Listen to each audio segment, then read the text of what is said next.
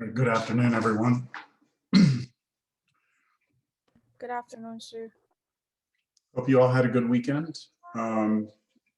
We are going to cover 1.5 today, continuity. We had skipped this section, told you we'd come back to it. So that's our goal for today, is to get through continuity. And then I'm hoping to start 2.1 today so that we can at least get some of the preliminary stuff out of the way. But let's just see how things go. Are there any questions before I start? Everyone good? We have an exam coming up. What, the 16th? Wait, is that right? You said it was after Valentine's, which is this weekend. Yeah, so we're set for a week from today. Let's see how things play out today. And we might push that to the 18th, just tentatively, okay? Is that going to have... What's that? Sorry about that. Is it going to have chapter 2 on there as well, or is it only chapter 1? Well, it's supposed to have 2.1 and 2.2 on it. So okay. I don't know if we'll get to all that. So let's see how today plays out. Let's tentatively plan to push it to the 18th. Okay. That way, you know, you'll have a little bit more time before the test, and then, you know, the weekend you can still study. I recommend you go back and review chapter 1 this weekend. Okay. Anything else? All right, well, let's get to 1.5, continuity. So continuity is actually a pretty simple idea to explain visually. Okay, so when you think about a graph of a function, the idea of continuity is basically the idea of being able to draw the graph without picking up your pencil. So if I have a graph, I draw it, there it is. I would say that this is a continuous function everywhere because I never had to pick up my pencil when I drew the graph. Whereas if I had something like this, maybe I did this, like that, then if I draw this, I do have to pick up my pencil. So I would have it, what we call a discontinuity somewhere. It looks like at this X value, whatever that is, that's where I have like a break in the graph. So again, visually, the idea of continuity is pretty simple, but the mathematical definition of it is a little bit more complicated when you look at it, I think, initially. So let's just get into this. A function, so this is a definition, a function f is said to be continuous at some point x equals a. Okay, so we're talking right now, we're defining what's called continuity at a point. So we will say a function is continuous at a certain point, a certain x value, if, and this is it, this is the definition right here. It's very simple, but it's complicated. If the limit as x approaches a of the function is equal to f of a. Okay, so what does this mean? Well, remember, we've already talked about what it means when we take a limit and there's not a plus or minus here, right? When there's not a plus or minus there, that means that the limit, you have to check the limit from both sides, right? So this is saying that when we look at this function at x equals a, the limit from both sides exists, okay? And that means that the function is going to the same place from both sides. Not only that, though, it has to be equal to f of a, which is the function's value at that point. So the left side of this is the calculus, that's the limit. That must be equal to the right side, which is the algebra. When you were back in algebra, you were talking about the value of the function at a specific point. So let's see all this in visually. So take a look at this function, and let's talk about the continuity of this function at the point x equals 2. Okay, so here's 2. If I go up and I look at this function, does the limit exist? Let's see, who did I not get to last time? Natalie, are you here? Yes, sir. Okay, so Natalie, does the limit of this function exist at 2? Yes. Yes. Okay, that means from the left side and from the right side, our function is approaching something, and it's approaching the same thing. Natalie, what value does it look like to you it's approaching? It looks like it's approaching 8.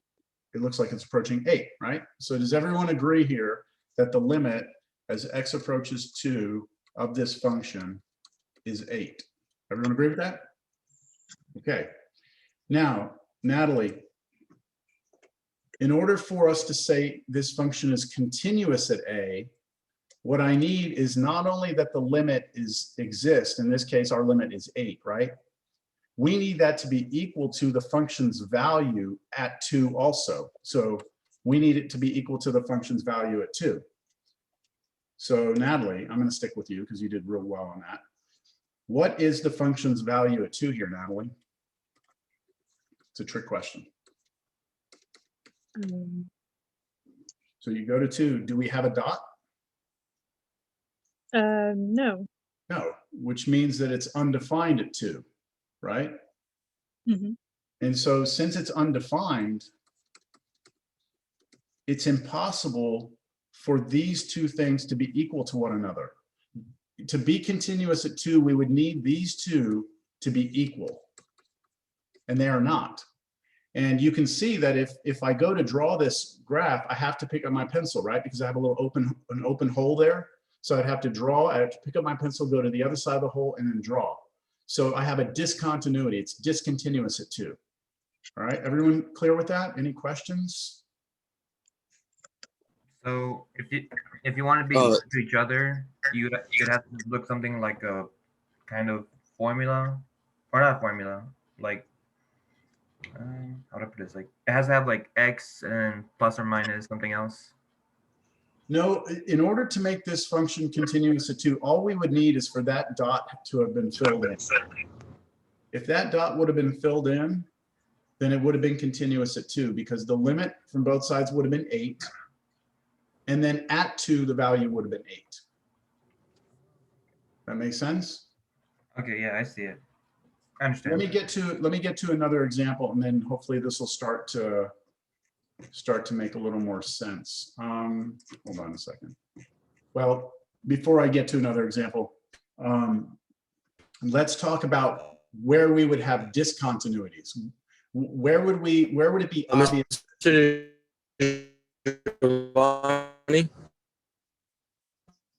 Sorry, I couldn't hear you, Mustafa. If you're trying to talk to me. All right, I'm muting you. Okay, so let's talk about where a function would be discontinuous. And there are three types of what we call discontinuities. We have what's called a jump discontinuity, which is visualized here. Anytime your graph has a jump or a break in it, it's impossible to be continuous there. And just think about why. If I look at 2, right? The problem is that the limit doesn't exist here. Do y'all agree that the limit from the left and the right are not the same thing? Right? What's happening as I come in from the left is not the same as the right. So in order for it to be continuous at all, you have to have the limit exist. So since the limit doesn't exist, we'd be discontinuous. That's the first type. The second type is what we call an infinite discontinuity. So look at what's happening here at 2. At 2, our function is defined. But as I come in from the left, my function is headed up towards infinity. As I come in from the right, the function is headed up to infinity. And infinity is not a number. So even though they're both going to infinity, right? I need that to be equal to the function's value here, but it's impossible for infinity to be equal to, what does that look like? The value of the function there looks like it's about 5. So there's no way they can be equal. Questions? So anytime you have asymptotes, vertical asymptotes, it's impossible to be continuous there. So we call those infinite discontinuities. Then the last type of discontinuity is what we call a removable discontinuity, and that's like the picture I showed you a second ago. This thing is almost continuous. It's almost a continuous function at 2. The only problem again is that that dot is open. If I fill it in, now we're continuous. So they call it removable because it would be easy for us to remove the discontinuity, right? It'd be easy. All we have to do is fill in a point. There's nothing I can do to this top one, this one right here. There's not much I can do to fix this. I would have to completely change the function. I would have to make it go like, you know, connect here and then come back. And then it wouldn't even be close to the same function. Same with the one above it. There's no way to fix this one unless I, you know, somehow like push this here, put that there, fill this dot in, get rid of that. I have to do a lot of things to make it work, to make it be continuous. So removable is when you have one point that if you just fill it in, you're good. That makes sense? Yes. Jump, infinite, removable. Those are the 3 types of discontinuities we have. Okay, so let's see. We're gonna talk about continuity. There's 2 other definitions that we want to be familiar with. There's called left continuity at a point and right continuity at a point. So left continuity and right continuity are not as strong conditions as being continuous. So right now, to be continuous at a point, from both sides, you have to go to the same place, and then the dot has to be filled in. That's what it means to be continuous at a point. Left continuity, all you need is that the limit from the left is equal to the function's value there. And for right continuity, this is from the left. And for right continuity, all you need with that plus sign is that when you come in from the right, it's equal to the function's value there. So let me show you that in pictures. So take a look at this one. This function right here is not continuous at 2. Why? Because we have a jump, right? But is it left continuous? Like that's the question. Is it left continuous? So as I go to 2, from the left, does it appear we're headed somewhere? Yes. Yeah, it appears we're headed to 8, right?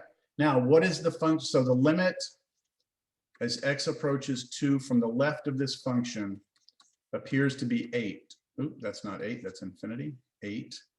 And then the function's value at 2, because that's a solid dot right there, the function's value at 2 is also 8. And since those 2 things match, I can say that this is left continuous, but not right continuous, left continuous.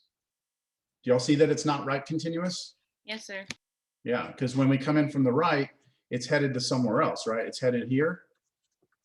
And so that's headed to like, let's say, I don't know what that is, 5. So sorry, I'm drawing in yellow, but the limit of this one as x approaches 2 from the right, that looks like it's headed to 5, but the function's value at 2 is 8, and those are not equal. So it's not right continuous. Questions? No, sir. Okay. So now this one is the opposite. It's not left continuous, but it is right continuous. And all I did was move that dot, right? I moved that dot and I filled it in here instead. And now when you come in from the right, where you're headed to is actually the value of the function. All right. Any questions about continuity at a point? We're good? All right. All right, so that's continuity at a point. Now we're going to talk about continuity on an interval, which is different. So a function is said to be continuous on an interval, okay, if it is continuous at every point in the interval. Okay, now if we have an interval where we have a left endpoint and a right endpoint, then we only have to be left and right continuous. Let me explain with this picture. So look at this function. We're only going to be looking on the interval 1, 3. Okay, so between 1 and 3, would you agree that at every point in there, I am continuous. So if I pick any point, let's say I pick 2, and I go up here, well, that's a dot there, right? So if I come in from the left or from the right, the limit exists, and it's headed to the point right there where the function is defined. And I can do that for any point, right? Any point I pick. I don't have any jumps, I don't have any breaks, I don't have any infinite discontinuity. So every point in here, I'm continuous. Now at the endpoints, let's take a look at the left endpoint.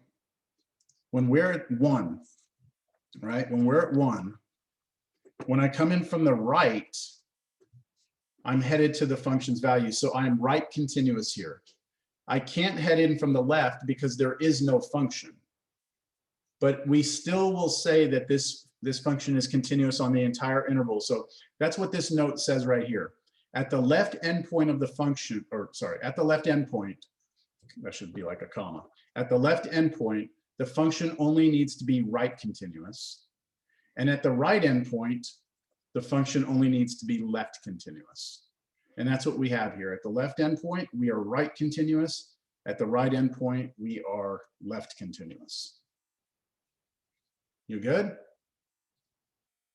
Yes, sir. Okay. Real quick. Yep. Will the question tell us that, or is that always true? No, it's based on this picture that we're looking at right now. We are analyzing the picture, and we are all coming to the conclusion that this particular function is continuous on that interval. Oh, okay. Okay, and not in general, we have to look at the picture of the function and determine. Okay. Okay, I understand. All right, so now this is a very important theorem that we will use later. So you, again, don't need to copy all this down, but just pay attention to what's going on here. So what this says is that if I give you 2 functions, f and g, and I tell you they're both continuous, then if you add or subtract the 2 functions together, you still have a continuous function. This is a theorem, okay? So this means this has already been proven to be true. You're just going to accept it. So if you start with a continuous function, get another one, add the 2 together, you're still going to have a continuous function. So the new function that you get when you add them still can be drawn without picking up your pencil. If you multiply a continuous function by a number, you're still going to have a continuous function. If you multiply 2 continuous, so this is multiplication. If you multiply 2 continuous functions together, you still have a continuous function. If you divide 2 continuous functions, you will still have a continuous function, as long as the denominator is not 0. If the denominator is 0, then you have problems. But as long as it's not, then the ratio of 2 continuous functions is still continuous. Now, this will become important later because we'll be working with functions and we're going to be trying to determine something, and we're going to be like, oh, well, you know, we just added 2 continuous functions together, so we know it's still continuous. All right, so we're just going to use this later when we're trying to solve bigger problems. Okay, so the natural question becomes, what functions that you know already are continuous, right? Which functions that you've already studied are continuous? Well, I've got good news. All polynomial functions, that's basically all the functions you studied in college algebra, the ones that look like little roller coasters, those are all continuous. I mean, if you think back when you drew them, you never had to pick up your pencil, there were never any breaks, right? So every polynomial function that you could ever think of is continuous everywhere, okay? That means on the entire number line, you're going to be continuous. Now, rational functions are a little different because remember, rational functions, I'm going to show you a picture here. Here's a polynomial. Hopefully you agree with me that you can draw that without picking up your pencil. Here's an example of a rational function. So with this rational function, we have vertical asymptotes. Wherever those vertical asymptotes occur, you can't have continuity because you have the infinite discontinuity. You know what I'm saying? Remember, there are 3 types. And it looks like in this particular example, we have 2 places where we would be discontinuous. Everywhere else, though, it's continuous. So if you go to any other point, and look at that, then the limit from the left and right will be headed to the same place. So what this is saying here is that all rational functions are continuous on their implied domains, meaning as long as you can plug a value into the function without getting division by 0, you have continuity. Nice. Draw it without picking up your pencil.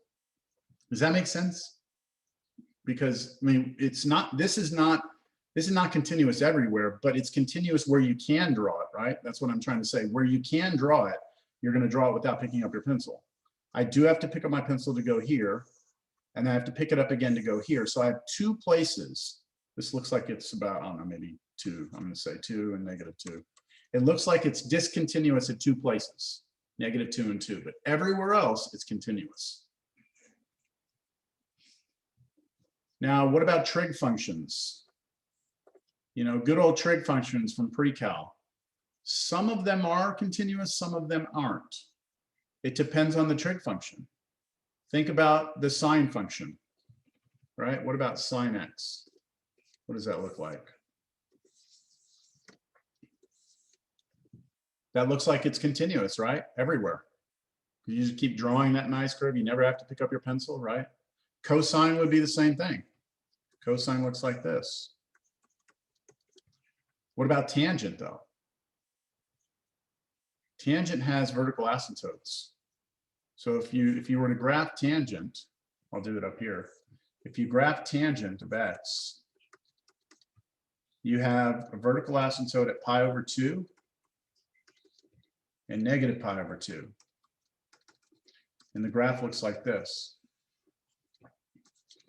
So it's continuous here where you can draw it, but you do have discontinuities at all of these vertical asymptotes. So again, it's only on the implied domains that the tangent or the trig functions are continuous. And then exponential and log functions, those are also continuous on their implied domains. So if you go back and look at exponential functions from college algebra, there's an exponential function. You can draw it without picking up your pencil. Here's a log function. You can draw it without picking up your pencil. So they're continuous on their implied domains. So that's good. From here on out, if we run into a polynomial function, we know it's continuous everywhere, right?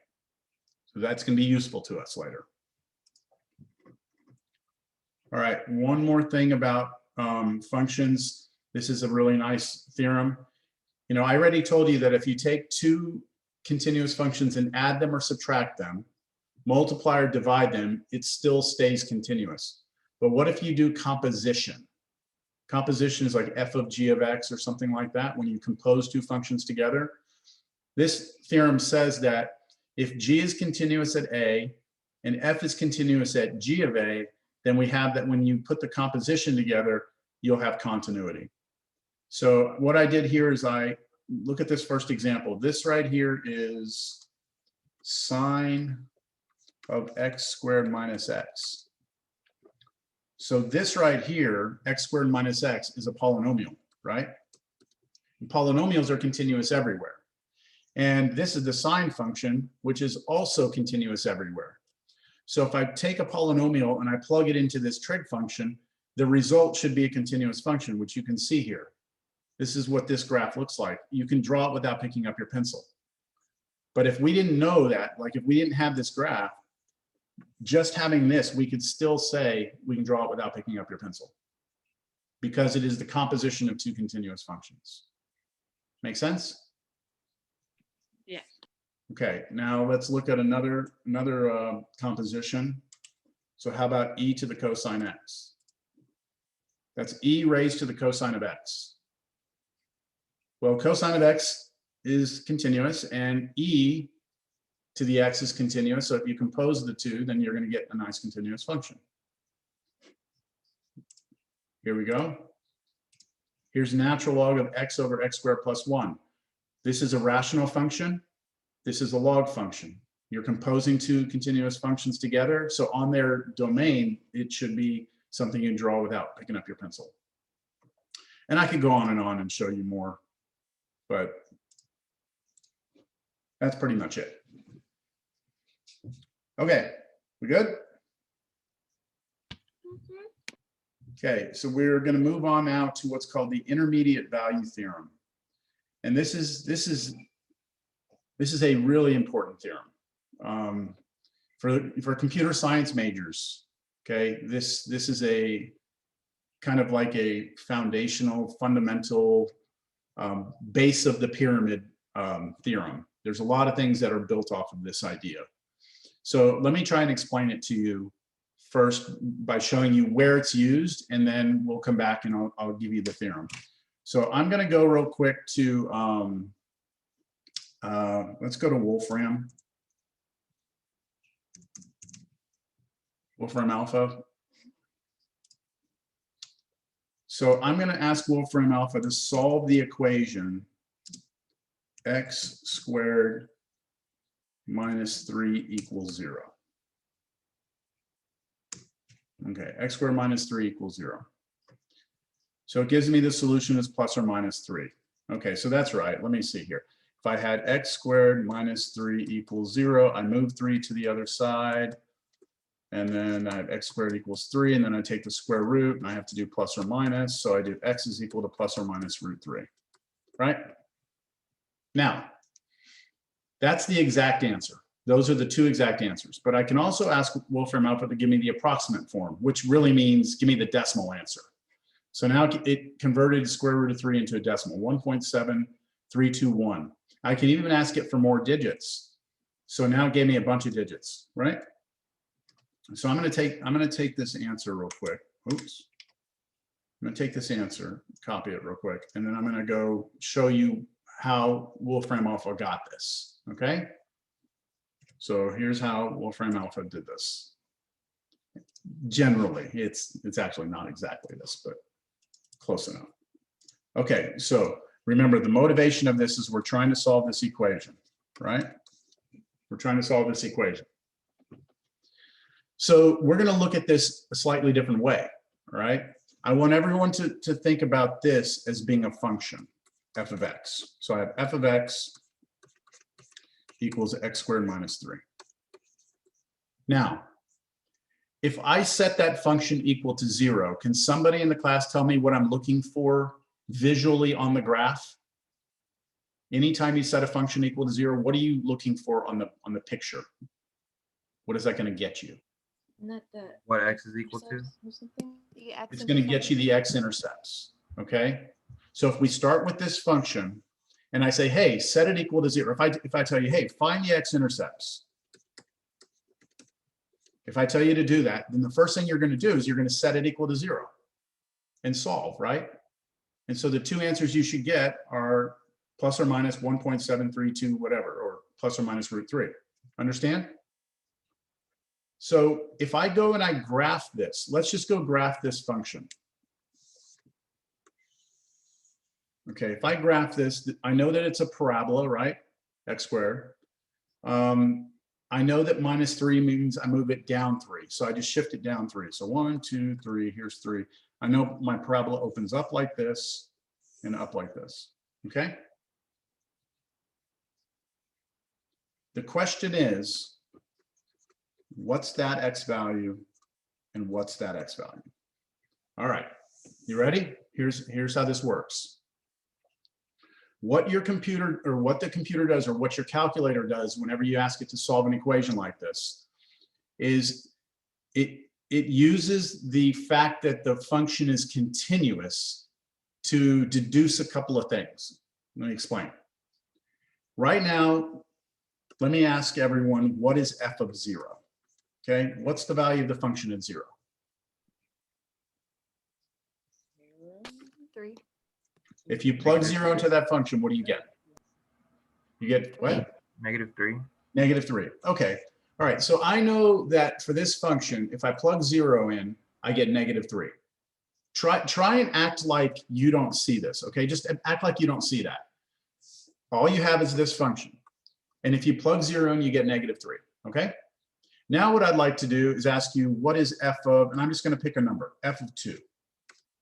Okay. So what's f of 2? So we plug 2 in there. What do we get? 2 squared minus 3, right? Mhm. Which gives you 1. One. Okay, so here's the thing that's important. What we know, and again, we're gonna act like we don't have the graph. I'm just doing this for visual help. We know that when we plug in 0, we're down here. And we know that when we plug in 2, we're up here, right? At 1. Here we're down at -3. But it's a continuous function, isn't it? Which means that if I'm drawing it, I have to get from this point to this point without picking up my pencil, which means I must pass through the x-axis somewhere, right? I don't know where, but I have to, right? So right now, I don't know where I pass through, but I know that it's somewhere, right? So what a computer does is it does this. It just picks a number, picks another number, and it looks for a change in sign. See, this is a sign change. That's not the way you spell sign. Sign change. Right? There's a sign change there, which means if you go from a negative to a positive, you have to pass through 0, don't you? To go from negative numbers to positive numbers, you have to pass through 0. So does anyone have any idea what a computer would do next? It knows that at 0, you get a negative, and at 2, you get a positive. Try bringing numbers closer together. Okay, yes. What's one way we could do that? Instead of putting a 0, put a 1. Okay, yeah, why don't we try that? Okay, so the computer now knows that somewhere between 0 and 2, there's a change in sign, right? So the computer will say, let's cut this in half. It was looking at 0 to 2. Now the computer says, let me look at 1. That's halfway. Okay, so now let's plug in 1. What happens when you plug 1 into the function? 1 squared minus 2, right? Or 1 squared minus 3 is -2. So now from this, you can tell me now that the change in sign is between what and what? 1 and 2. It's between 1 and 2. So if we're looking here, I didn't know where it was. What I do know now is that it didn't happen here. It's somewhere between 1 and 2. Oops, and 2. So what do you think your computer does now? Halves it again, like It halves it 1.5. again. So it's going to go to 1.5. Okay, and now if you plug 1.5 in there, I'm going to go ahead and do this. You go 1.5 squared and subtract 3. I get -0.75. So now your computer knows, okay, here's 1.5. The sign change is happening between 1.5 and 2. See, because it's still negative. So here's where you were positive. You were positive at 2. All the other ones have been negative. Negative, negative, negative. So it's got to be between 1.5 and 2, somewhere in here. So what does it do again? 1.75. Half of that again, yeah. So it goes, okay, let me try 1.75. So I'm gonna do that on my calculator. 1.75 squared minus 3. I get 0.0625. Okay, that's different, right? Now I got a positive number. So now I know that the change is happening between these two, right? Between 1.5 and 1.75 is where it's going from negative to positive. So what should I do again? 1.6. Yeah, like do that, something. right? Cut that in half. I'll just do 1.6. So 1.6 squared minus 3, I get -0.44. So now I know that that it's changing signs between these two. Okay, and it's gonna do it again. I'm gonna go halfway between there. And see, here's what a computer can do very well. It can do computations extremely fast, right? Additions, subtractions, multiplications. It can do millions of computations per second, right? So when I typed in back on Wolfram Alpha, when I hit solve this and I hit enter, it did this. This is actually called the bisection method. It just took two numbers, guessed, and then said, oh, I have a change in sign, cut that in half. Oh, here's a change in sign, cut that in half, cut, cut, cut. And then what happens is that the interval gets, after thousands and thousands of iterations of this, the interval gets so small that the computer is saying, Like there's at some point, the computer is saying, okay, the answer is between 1.73205 and 1.732051. So it's saying like, okay, here it's negative, but here it's positive. So it's between these two, right? And at some predetermined decimal place, that's the computer programmer has to tell write this into the program, say stop whenever maybe the distance between these two is, 1 billionth or something. And it stops the routine and it spits back an answer. So this is still an approximation. You'll see that? It's still an approximation, but it's a damn good one because it's gone all the way out this many decimal places. Does that make sense or not? Yes. It's actually a very simple idea. And if you're a computer programmer, it's a simple routine to write. It's simple to code it up. It's not that hard. Well, if you've taken it, if you've got some programming under your belt, it's not hard to create the code for this. Okay. So all of this depends on the intermediate value theorem. You can't do any of this if you don't have the intermediate value theorem. And the intermediate value theorem simply says that if you have a continuous function, so like suppose you have some continuous function on a closed interval. Okay, so you have a picture here of a function on a closed interval. So it starts at an endpoint and stops, and it's continuous in between. All right. What the intermediate value theorem says is that if you pick any number between this endpoint, let's see, this endpoint's 15, or that's the maximum height, and down here it's -15. Since this function goes from -15 to 15, and it's continuous, you can pick any number you want between -15 and 15, and I guarantee you that there's an X that I can plug in that will spit that number out. So I don't know if that makes sense, but I'm going to do this with a slightly different animation. So here's my function. I'm going to restrict it to, let's restrict it to the closed interval. There we go. Now, the two endpoints are not the same. So let's, change the numbers, -12 and 13, okay? Now, if you pick any number you want, okay, any number you want between here and here, between -12 and 13. So someone tell me when to stop. Stop. Okay, right there, 8.4, right? The intermediate value theorem says guaranteed there is an X that when you plug it into the function, you will get that 8.4.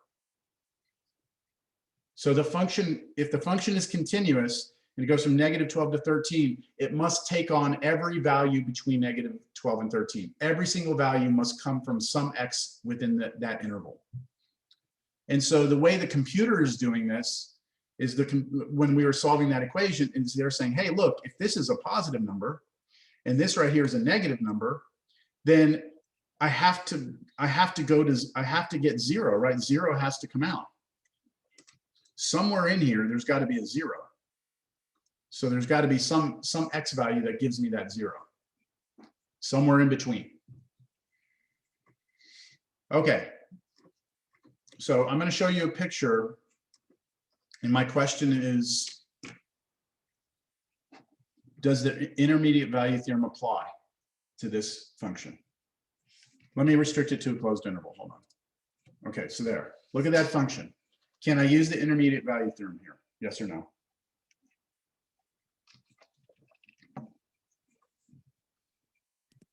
I want to say no. Okay, why?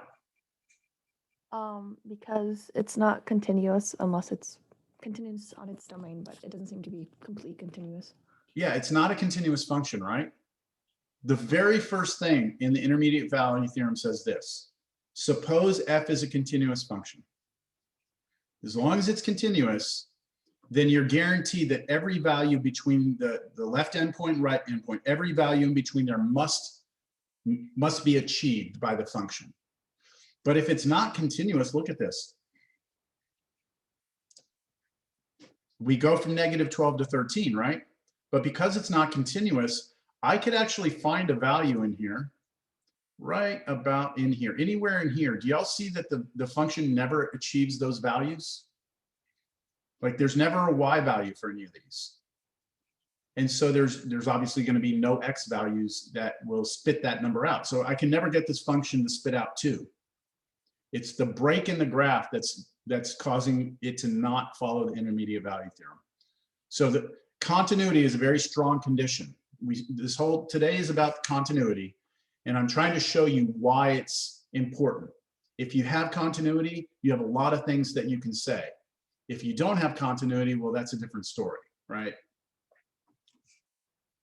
All right. So this is an example. This is an example right here of how we use this. All right. I already showed you one example. I asked you to solve x squared minus 3 = 0. Look at this equation right here. If I came into class today and I said, hey, everyone, solve this equation. Okay, solve for x. Nobody in here is going to be able to do it. Not by hand. All right. There's no way to solve for x here. Okay, you can try, but you're not going to be able to. Some people will say, okay, well, yeah, you know what? I think I can solve for x, because what I can do is I can do the inverse cosine on the left side and the inverse cosine on the right side. And when you put cosine and inverse cosine together, you just get x. And then you have this. So then someone's going to say, look, I solved for x. And I'll say, no, you didn't, because in order to know what x is, you have to know what x is. Right? So it's what do they call that? When it's a self-referencing equation, right? In order to know something, you have to know the thing you need to know, right? So it's like a circular thing. There's no algebra that you've ever learned in your life, in that you'll ever learn in your life, that's going to allow you to solve this.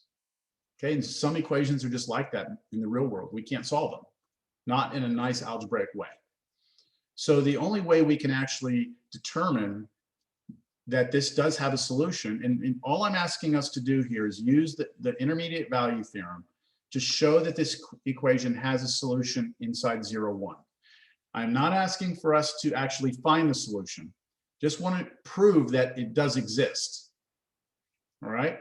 So here's how I'm going to prove to you that this equation has a solution in that interval. So watch what I do. First thing I'm going to do is I'm going to take the equation, I'm going to move the x to the other side. Right? Just subtract x. Now I'm going to look at this right here as a function. Right? Is it continuous? Carla? Is Carla here?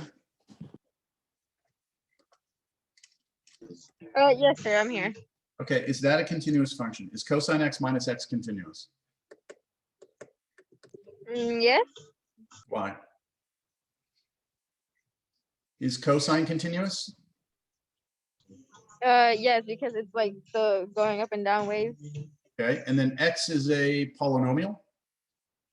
Straight line? Yes. And if you subtract 2 continuous functions, you get a continuous function. I told you that from the theorem, right? So Yes, I know sir. right now, thank you. I know right now that this is a continuous function, right? That means that the intermediate value theorem applies. So what I'm going to do now is I'm going to just take these 2 endpoints and I'm going to plug them in. I'm going to do f of 0. And let's see what happens if I plug 0 in. Cosine of 0 minus 0. Hey, isn't cosine of 0 1? It is. Okay. Now, if I plug in 1, now I have cosine of 1 minus 1. And that I would have to do on my calculator.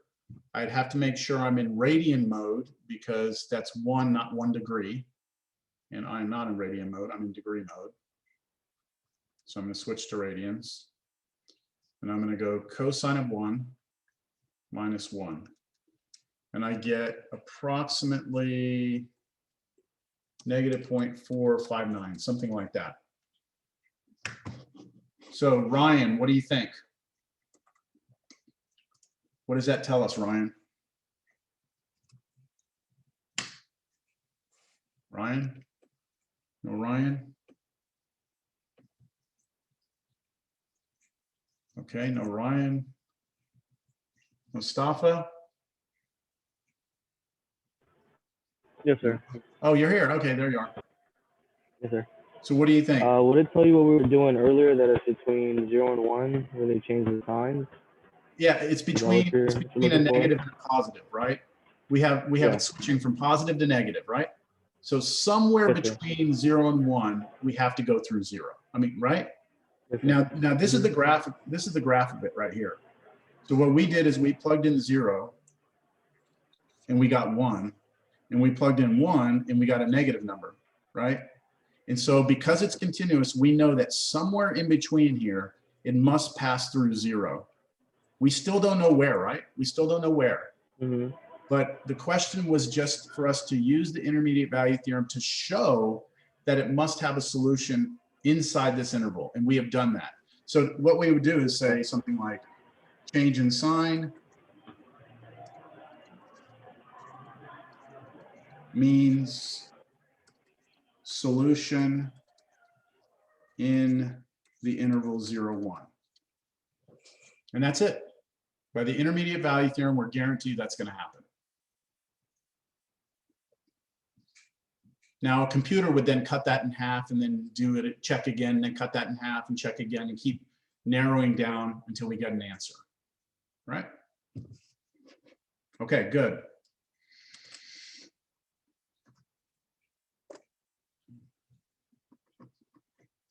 I don't know why I left my code open there.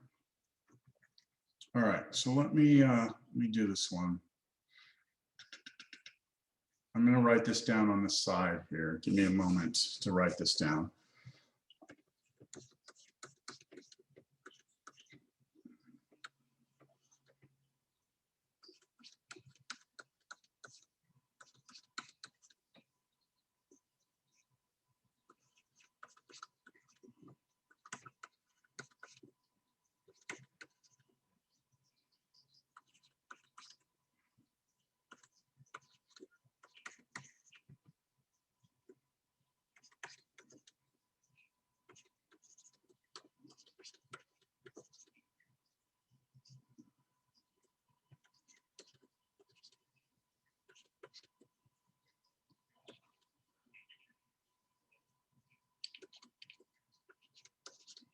Okay.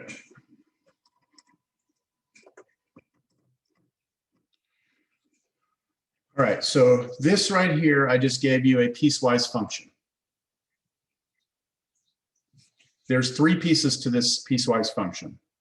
There is the yellow piece, which we only draw when x is smaller than 2. There is the blue piece that we only draw when x is between 2 and 3. And then there is the black piece, which we only draw when x is bigger than 3. Let's look at each of these. The yellow function is a rational function.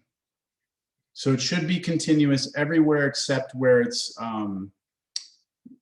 anywhere where it's 0, right? The division by 0. So that should be, we can draw it without picking up our pencil, so long as we don't plug 2 into this. Now, the blue function is a parabola, but I'm not telling you what a and b are. I'm just telling you it's a general parabola. And we're going to draw that between 2 and 3. And then the last part is a line, but again, we have a and b. I'm not telling you what those are. So you have a rational function, and then you have a parabola, and then you have a line. And the question here is for you to tell me what a and b need to be in order to make this whole function continuous, meaning you can draw it without picking up your pencil. So I'll try and illustrate that over here. This red one is the rational function. The blue one here is the blue one, and then this gray one is the black one. If I change the values of a and b, do you see that it changes the shape of the graphs? You see that? What we're being challenged to do here is find what a and b need to be in order to make these things come together so I can draw it without picking up my pencil. The problem is every time I change B a little bit, I try and fix it and then it changes. Do you see it's really hard for me to kind of like figure out where to put things? Because if I change one of them, it changes the other one. You see that? Okay. So here's the function I gave to you. And the question is, find A and B so that F is continuous everywhere. Now's a good time if you have a question, like if I need to clarify something. What if it is it possible for it to not be like we can't find the number for it? It is quite possible, yes.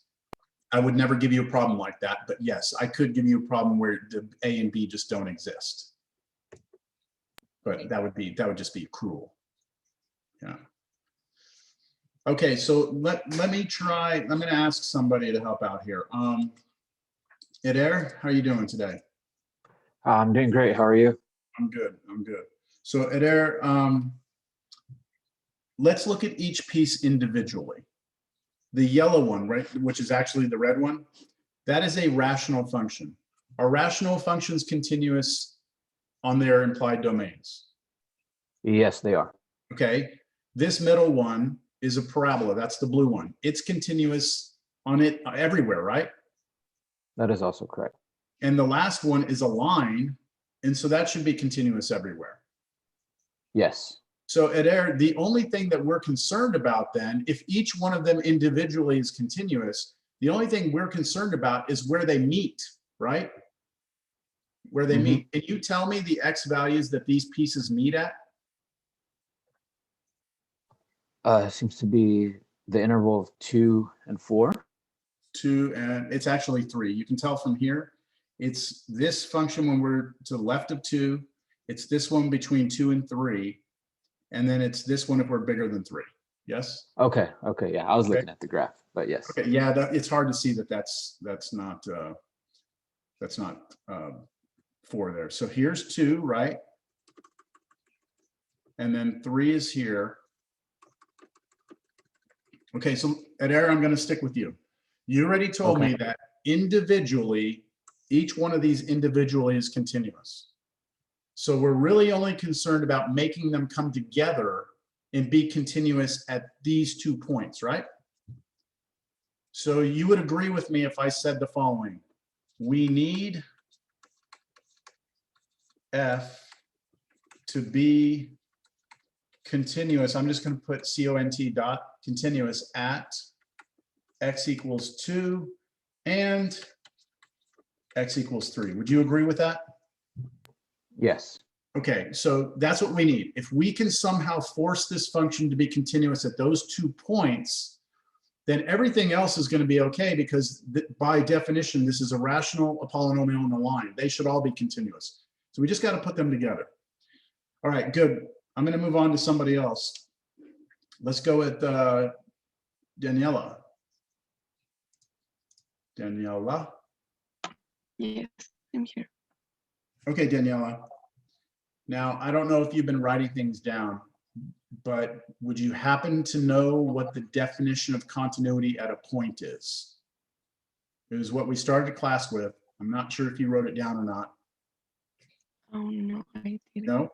Okay, so I'll open this up to anyone else. Did anyone happen to write down what it means to be continuous at a point? A function f is said to be continuous at x equals a if the limit of x to a is f of x is equal to f of a. If the limit as x approaches a of the function is equal to the function's value at a. This is what it means to be continuous at the point A. So to be continuous at x equals a, we need the limit to be equal to the function's value there, right? That's the definition. And we need it to be continuous at 2 and 3, right? At 2 different places. So let's start with 2. So Daniela, how could I use this step? I want you, Daniela, to just I'm going to write this definition down, but I want us to be at 2. So just tell me what I would write here. Limit x approaches what? 2. 2 of the function must be equal to f of what? 2. 2. Okay. We need this. You all agree? We need that to happen. We need that to be true, right? We need that to be true. Now, I'll ask you one more question, Daniela. Can you tell me, Daniela, what the right side of this is? What is the function's value at 2? So look at the function here. If I asked you to plug 2 into it, would you plug it into the top one, middle one, or bottom one?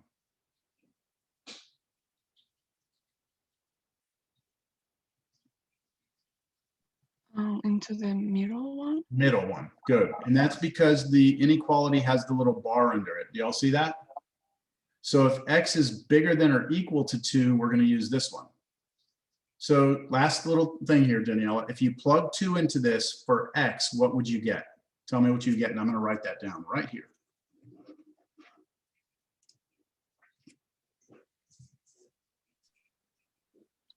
Replace all your x's with 2's, and what would you get? So it will be a times 2 squared. Which is 4, right? So 4a, can I write 4a down? Oh yeah. Okay. Oh And then plus, now you're replacing this x with 2, right? yeah, So it will be 2b. 2b plus 3. Okay, good. Now, we're done with Daniela. Thank you very much. Let's see. Benjamin? Yep. So Benjamin, what we're trying to do here is we're trying to make this thing continuous at these 2 points, at 2 and 3. Right now we're focusing on the function at 2. We've written down what it means to be continuous at 2 using this definition here, using the definition. And now we know what the right side has to be. My question to you, Benjamin, is what is the left side? What is the limit as x approaches 2 of this function? 2. How are you getting that? For the second function that we're talking about, the middle one, if you approach it from the right side, it should be 2, right? Yeah, so let me put this down here. Oh, geez.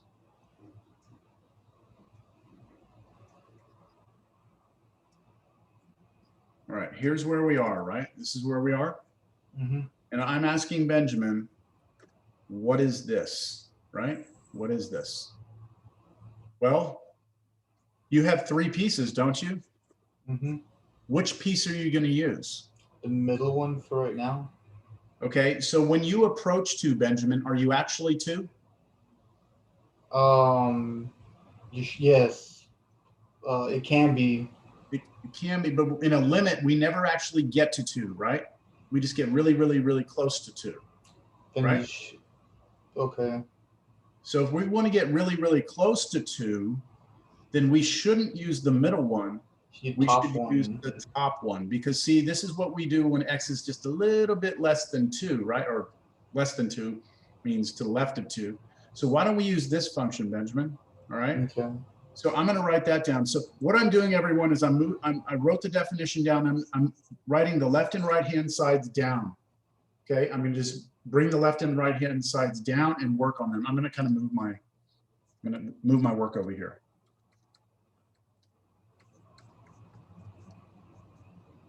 This is where we were. Daniela told us that the right side is 4a plus 2b plus 3. And Benjamin told me just now that because we're approaching 2, that we should use the top function when we do this limit.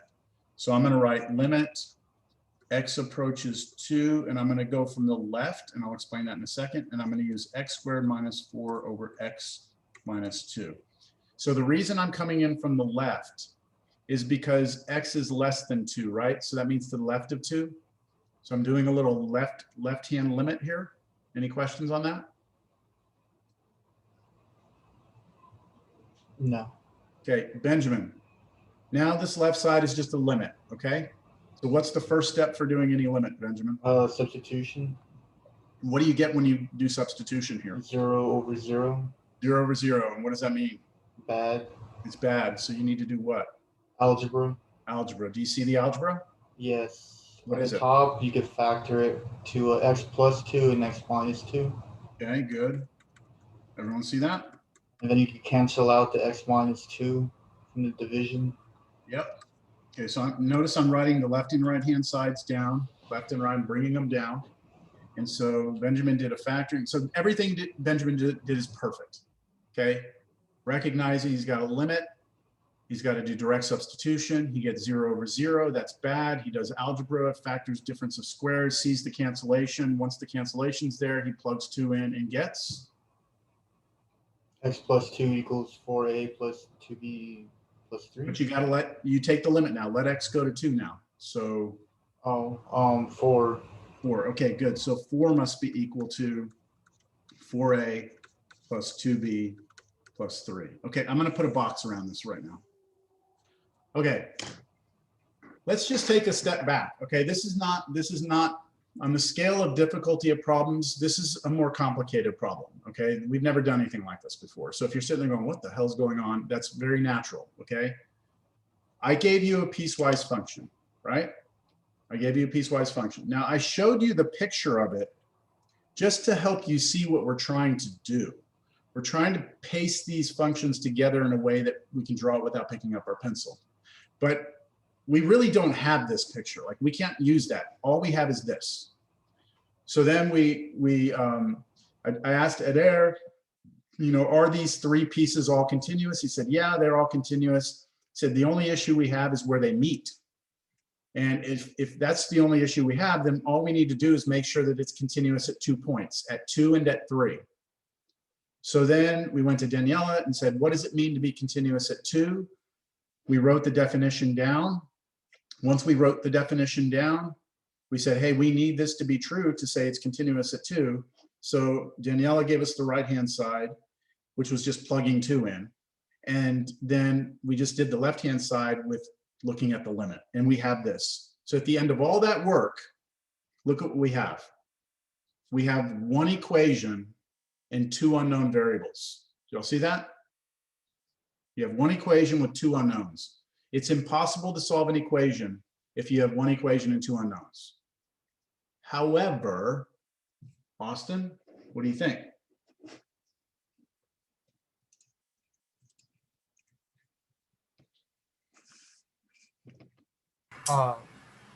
Can we use the third equation from the beginning, or?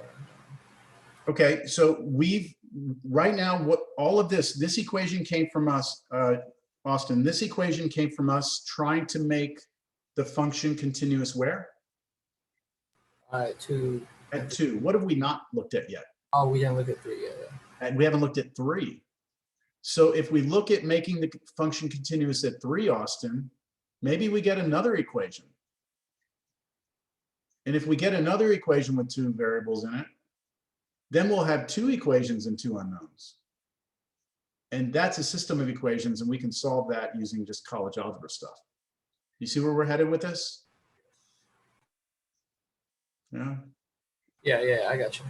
Yeah, I love these problems because this is really requires you really kind of, it's not a, you just kind of, oh yeah, I'm just doing this, just monkey see, monkey do. You have to think through this and like understand what you're trying to accomplish. Okay, so here's where we are. Austin is saying that we still need f to be continuous. Where did you say? At where? 3. At x equals 3. So by definition, Austin, that means we need the limit as x approaches 3, right, of the function to be equal to what, Austin? F of 3. F of 3. Okay, good. You want to keep going, Austin? I wanted to ask you what the right side of this is. So what's the function's value at 3? And I'll scroll up so you can see the function. It's going to be the third one, the 2x minus a plus b. Does everyone see that? If we plug 3 into the function, we have to use the bottom one, and we're going to replace the x with 3. So tell me what that would be if I replace x with 3 there, Austin? It's going to be 6 minus a plus b. Minus a plus b. Good. Equals, okay, now on the left side, I'm going to do the limit as x approaches 3.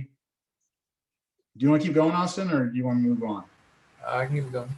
Okay, so when I do the limit, Austin, we're using the third equation to get the right side. Which of these functions am I going to use? First, or top, middle, bottom, to do the limit as x approaches 3? It's going to be the middle one. The middle one. Does everyone see why? Because x is between 2 and 3 here. Here, this piece is too far away. It's way over at 2. We need to be close to 3, but not at 3. So we're not using this one because that's what's happening at 3. We're using this one because that's what's happening near 3. So you said middle one, right? Yes, sir. So I'm going to plug that in. Ax squared plus bx plus 3. Ax squared plus bx plus 3. And now, Austin, when you take a limit, oh, you know what? We should approach 3 from the left. Yes, because x is smaller than 3, so that means on a number line, we'd be approaching it from the left. So direct substitution, Austin, what do you get on the left side? You know, 9a plus 9b plus 3.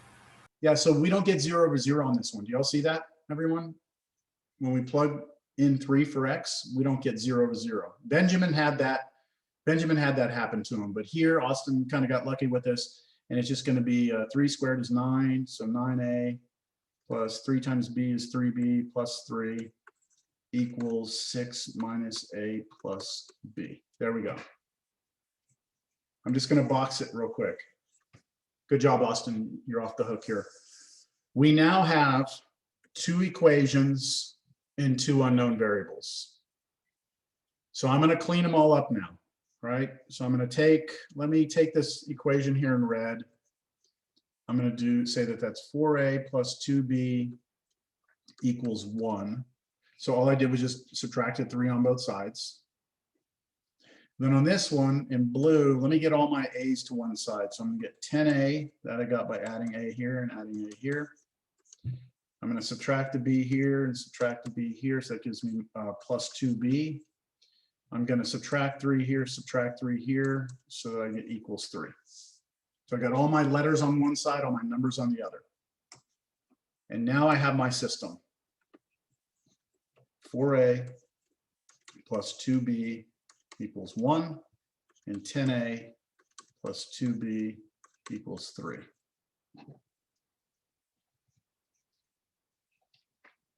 Are we having fun yet? Woo! Thank you, Danielle.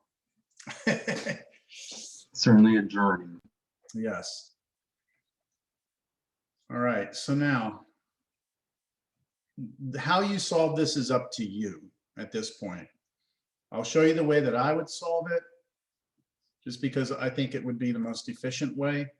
I would multiply the top equation by -1.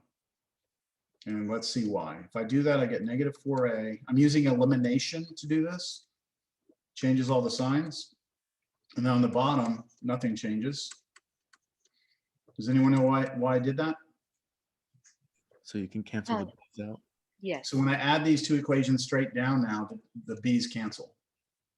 And when I add down here, I get 6a. And when I add down over there, I get 2. And now I can get a is equal to 2 over 6, which is 1/3. So a is 1/3. Once I know what a is, I can go get b by using any of these equations. So I'm going to grab this equation. I'm going to go 4a is 1/3 plus 2b is 1 That's 4/3 plus 2b is 1. I'll subtract 4/3 on both sides. So when I take 1 and take away 4/3, that gives me 2b is negative 1/3. And then I divide through by 2. I get b is negative 1/6. I have a question. Yes. Why don't we just add like terms for, like, why do you have to put -1 in front of it? Where? Here? Like to this? Yeah. Well, because if I add these straight down right now, I'll get 4b. And I want the b's to go away so that all I'm left with is a's and a number. Oh. So that technique is called elimination. And there's another way you can solve systems of equations. You have that choice, or you can do what's called substitution. But substitution requires you solve one of these for like A, and then you plug that into the other one, and you solve that for B. You have options here. Was that the answer though? I'm a little freaking out right now because I don't remember that that's the answer. Oh, it is. Okay, good. All right, so here we go. We have A is 1/3 and B is negative 1/6. So if I come back up here to this function and I replace,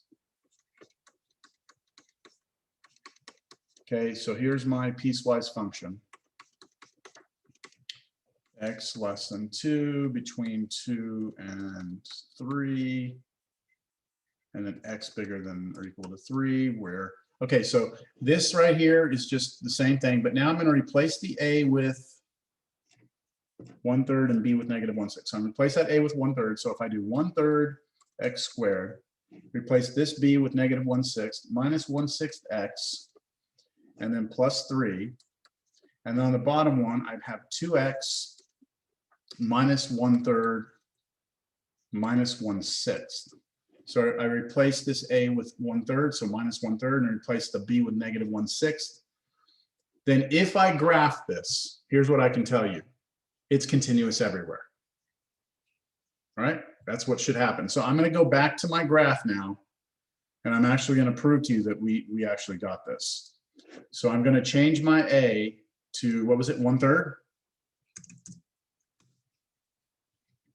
Oops, come on now. Whoa. Let me reevaluate that. Okay, let's go. A is 1/3. That didn't do it, did it? But I still need to change the B. The B should have been negative 1/6. And when I hit enter here, these things should all come together.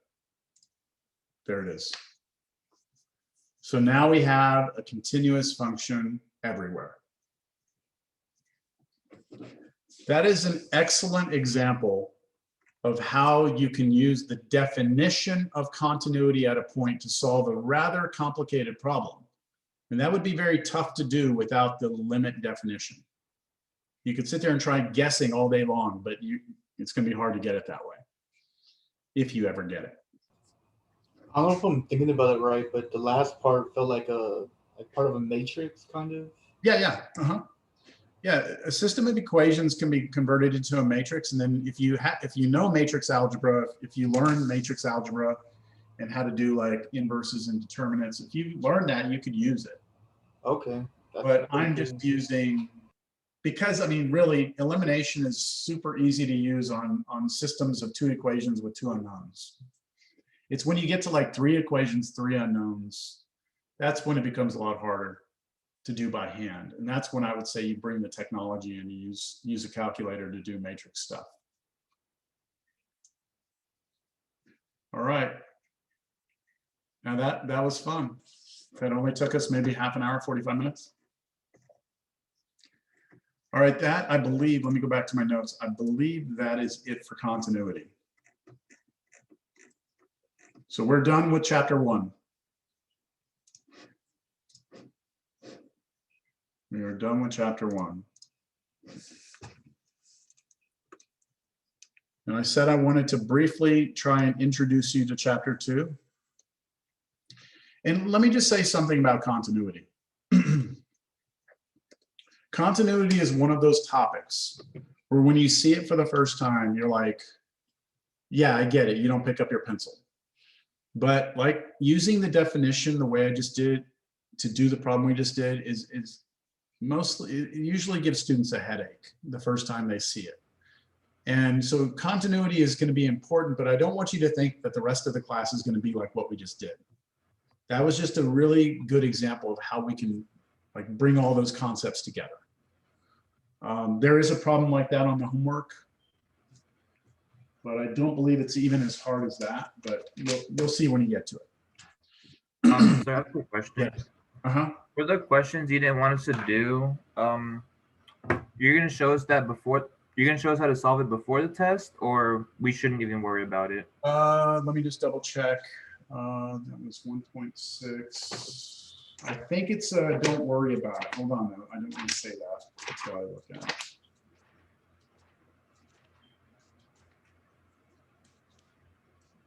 Omit 41 and 49.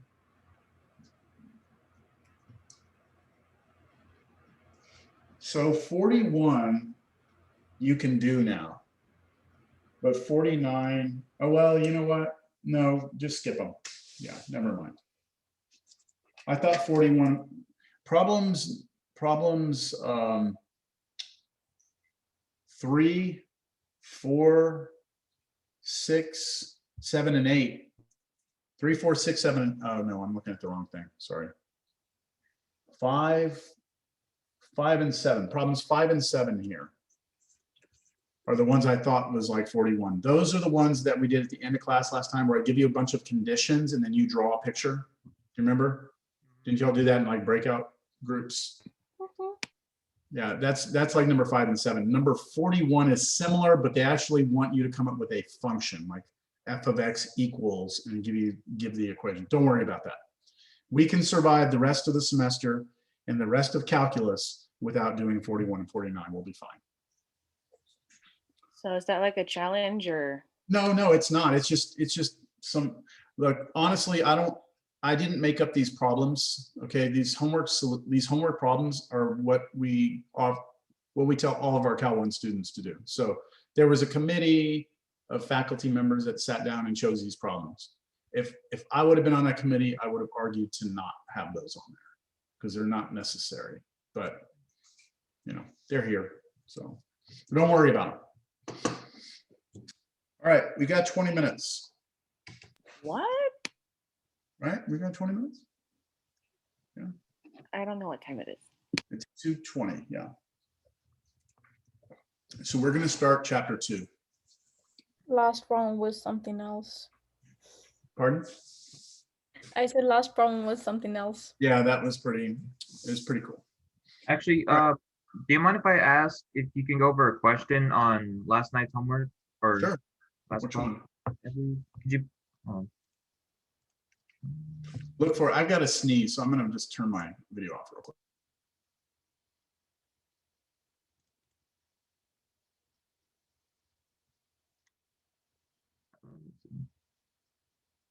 $32 and yeah, just 32. I got stuck on that one last night. What section? 1.6. 32. Yeah. X squared minus x to the 4th.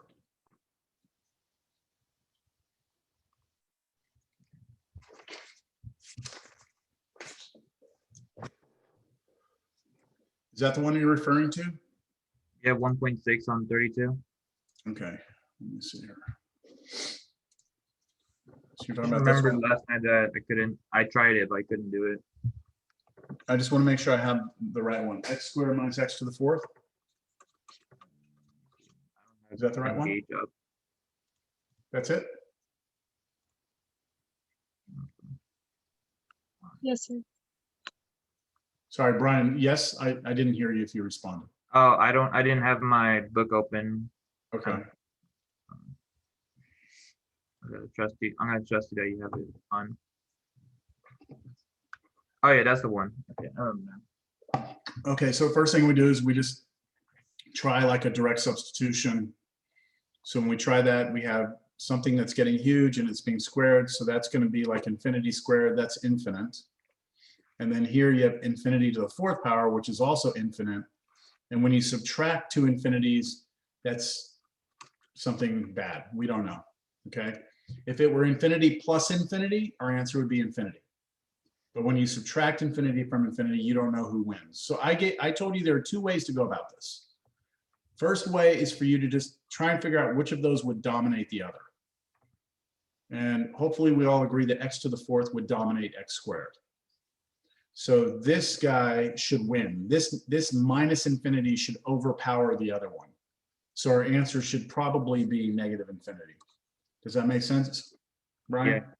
Now, the other way to do it, the way I like, is to actually do a little bit of algebra, which would be just factor out x squared from both of those. Okay, if you factor out x squared from both of those, now you have multiplication. So when you have multiplication, it might be easier to determine what's happening. So we know that this is going to infinity squared, that's infinite, times, now this is 1, take away a huge number squared, that should be a negative number, right? A huge negative number. And so that should be like negative infinity. And if you take positive infinity and you multiply it times negative infinity, you should have a negative huge number. And that matches up with this. Okay, I get it. I was really hooked up on the rule. I can't remember how you called it, but you would multiply everything by the highest power of the denominator. I was really doing like. So Brian, you only do that if you see infinity divided by infinity. Yeah, no, I was just doing a lot of those in the homework. Yeah. Okay. Yeah, because in the homework problems, it switches over. When you get to problem 31, 32, and 33, all of those problems are, well, they're no longer the infinity over infinity. They're subtraction and addition. So yeah, you're probably used to doing that over and over and over. And then you get to that problem, it's like, you know, what do you do, right? Yeah. Always be looking at what you have, right? All right, let's talk about chapter 2.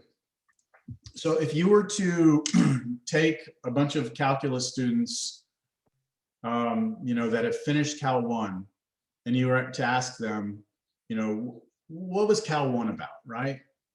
Most students are going to, the first thing they're going to say is derivatives. Okay, this is what Cal 1 is about.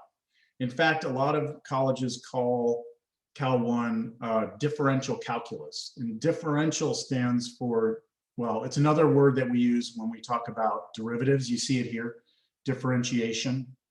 Okay, so Cal 1 is about differential calculus, taking derivatives.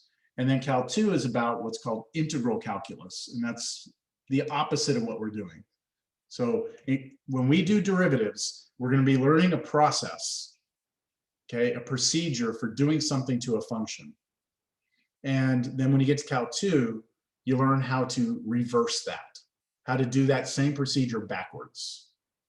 And as you'll see in Cal 2, it's much harder to go backwards than it is to go forward, all right? So you cannot survive Cal 2 if you can't do this part. Derivatives are absolutely vital to your survival in the next course, all right?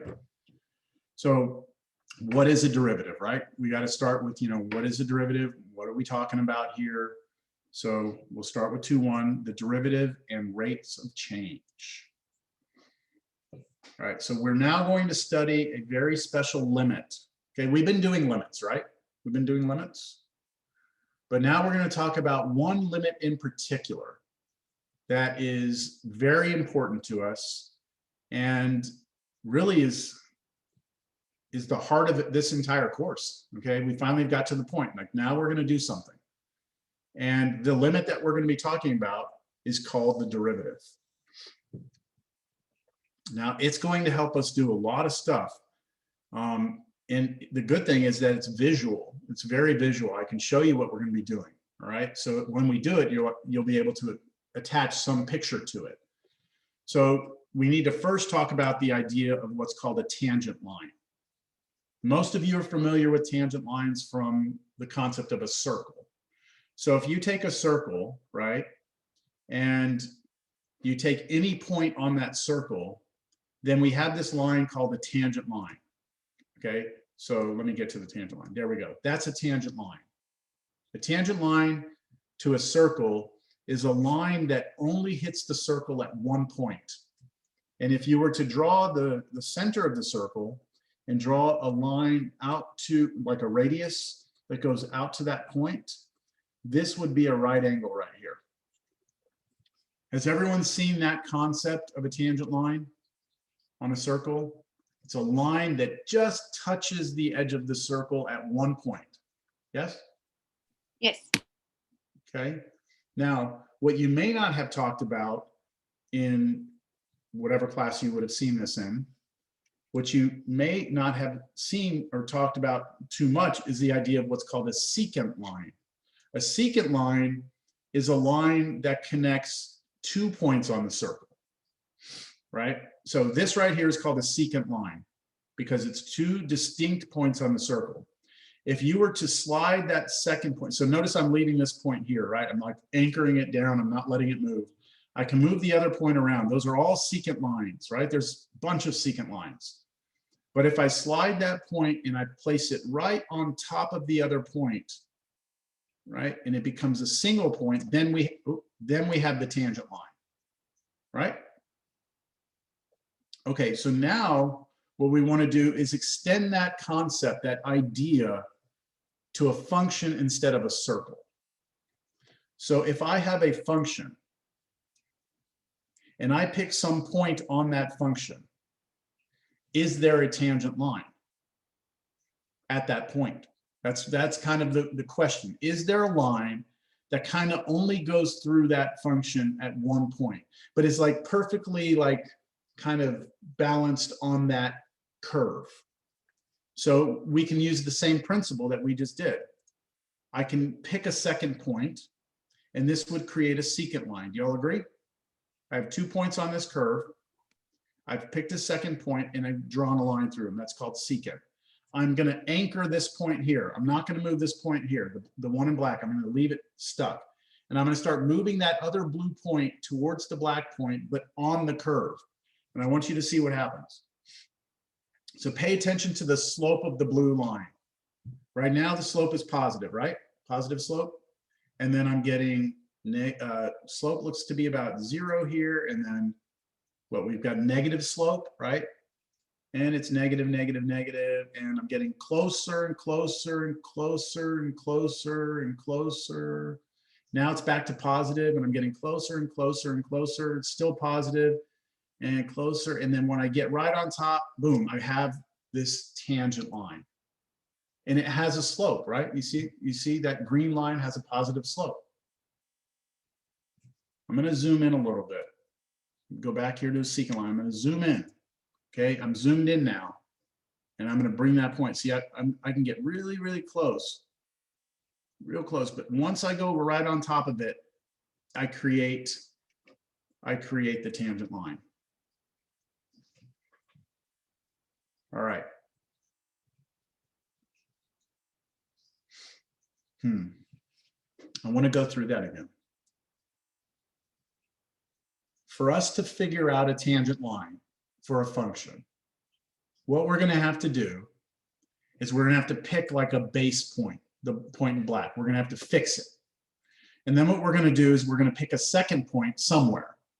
And then we're going to take that point and we're going to slide it closer and closer and closer and closer and closer and closer and closer and closer and closer and closer and closer and closer and closer.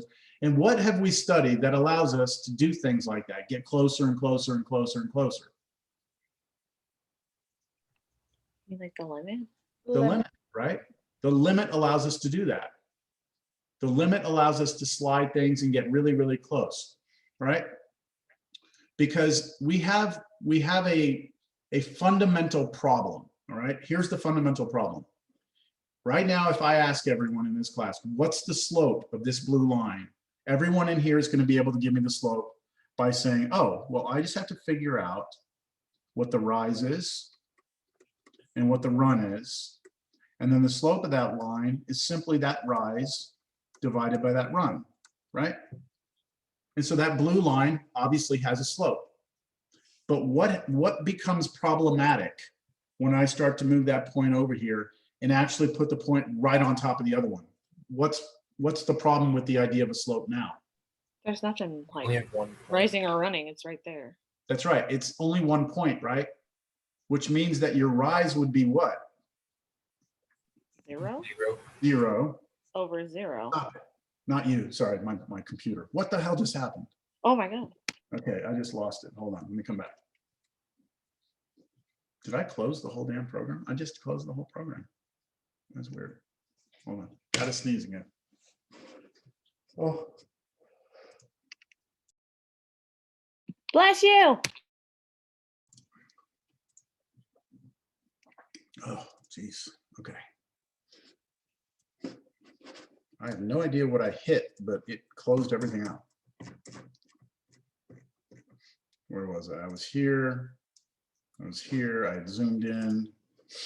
I'll never get it back. Come here. Come here, point. Where are you? Close enough. Okay. So if I move that second point right on top of the first point, then my rise would be nothing and my run would be nothing. And before calculus, we would have said, shit, well, 0 over 0 is undefined, and we would have walked away, right? But now we have the idea of the limit. And when we see 0 over 0, we can still figure out what it's headed to, right? We can still figure out using some algebra, we can get a numerical answer. And that's what Newton did. That's what Newton and Leibniz did. This is the thing they were able to overcome.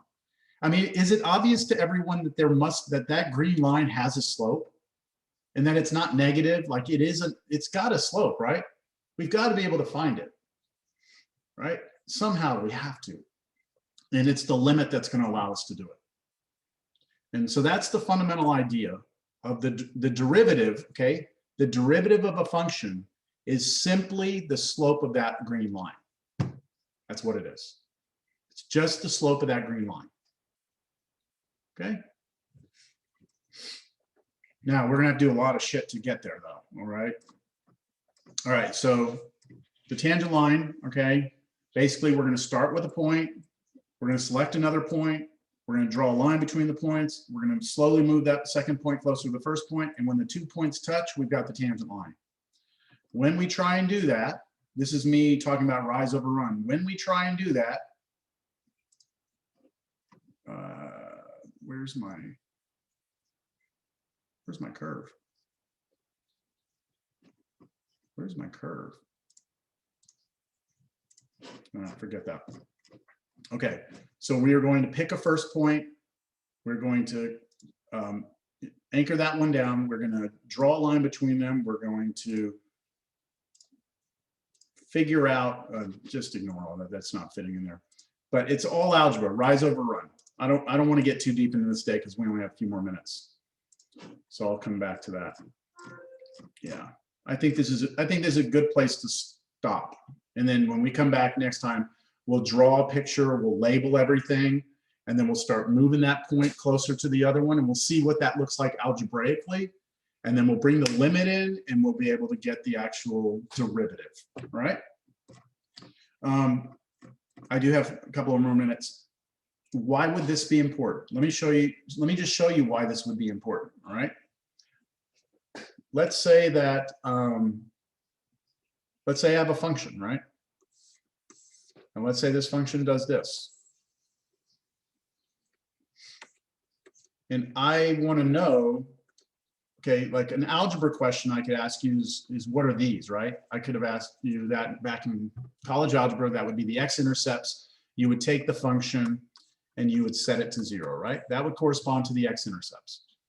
What you never did in algebra is figured out where these highest and lowest points are, right? You never did that. You did it for parabolas, but that was it. You never did it for anything else. And I don't know, usually when I'm teaching algebra, I'll have a student that'll ask me, hey, can we find how high it is or low it is? And my answer is always yes in calculus. You have to wait till calculus. Now, here's how we're going to do it. Can somebody tell me at this point right here what the slope of the tangent line should be?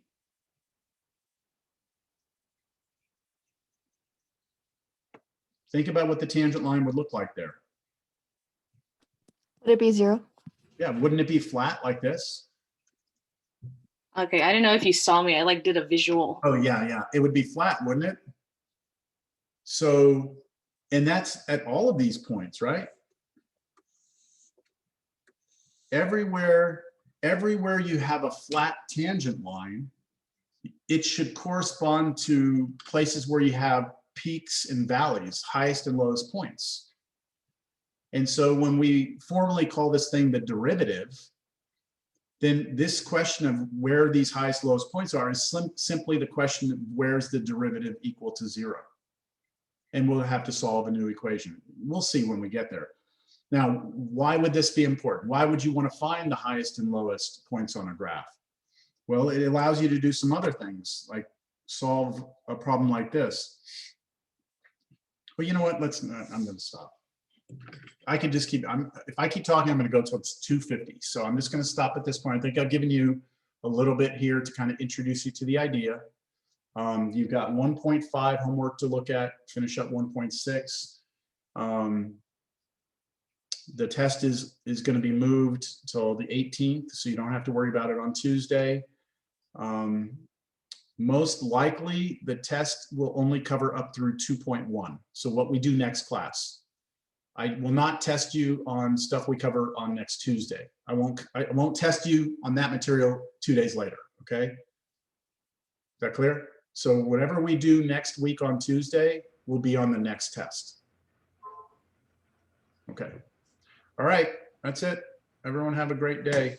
Hey, Professor, will we get a review before test? What review? For a test? What review?